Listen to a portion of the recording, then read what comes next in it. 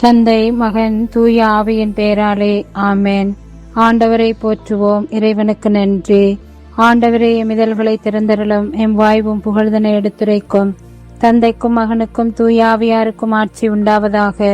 துவக்கத்தில் இருந்தது போல இப்பொழுதும் எப்பொழுதும் என்றென்றும் இருப்பதாக. ஆமேன்.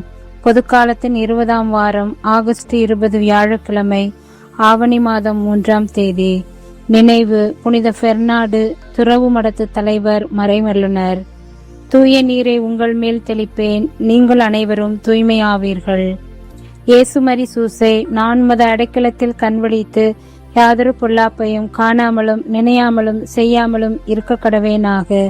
இயேசு கிறிஸ்துவின் நாமத்தினாலே படுக்கை விட்டு எழுந்தது போல சகல பாவங்களையும் விட்டெழுந்து மறுபடியும் அப்பாவத்தில் விழாதபடி பாதுகாத்து வழிநடத்துவீராக. இன்று உங்கள் இதயத்தை கடினப்படுத்திக் கொள்ளாதீர்கள், மாறாக நீங்கள் அவரது குரலுக்கு செவி கொடுத்தால் எத்துணை நலம். தூய ஆவியானவரே இறைவா, எழுந்தருளிவாரும். உடைய விசுவாசிகளுடைய இருதயங்களை நிரப்பும். அவைகளில் சிநேக அக்னியை மூட்டி அருளும். ஞான கதிர்களை வரவிடும். அதனால் உலகத்தின் முகத்தை புதுப்பிப்பீர். ஜெபிப்போமாக. இறைவா, தூயாவியின் ஒளியால் எங்கள் உள்ளங்களை நிரப்பினீரே.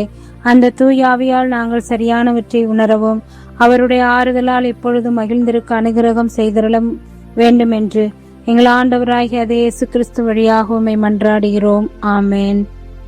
எல்லாம் உள்ள இறைவா, படைப்பனைத்தையும் ஆண்டு நடத்தும் இறைவா, படைப்பு அனைத்தையும் பாதுகாப்பவரும் முதலும் தொடக்கமும் ஆனவரே, இந்த அதிகாலை வேலைக்காக நாங்கள் நன்றி கூறுகிறோம்.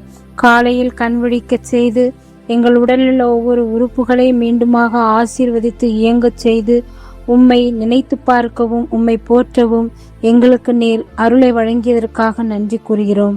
நேற்றைய தினம் எங்களோடு கூட கரம் கோர்த்து வழிநடத்தியமைக்காகவும் இரவிலே எங்களை மடியிலே வைத்து நல்ல முறையில் உறங்க வைத்து மீண்டும் புதிய விடைகளை தந்ததற்கும் நன்றியாக எங்களையே திருப்பாதம் சமர்ப்பித்து அர்ப்பணிக்கின்றோம்.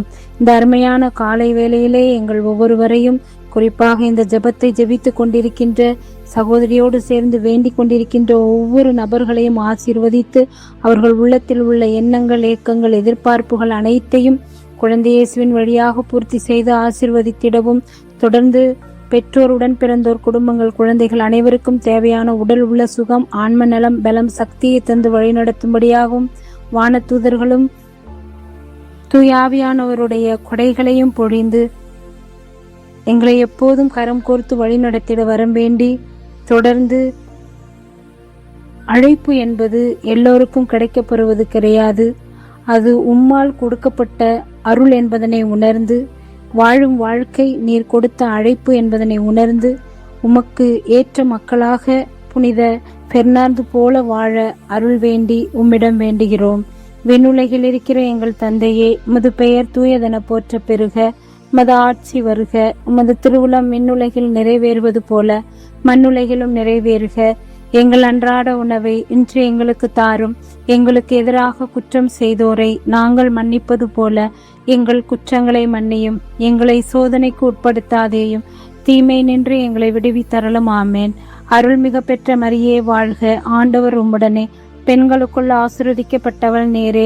உடைய திருவயிற்றின் கனியாகிய இயேசுவும் ஆசீர்வதிக்கப்பட்டவரே.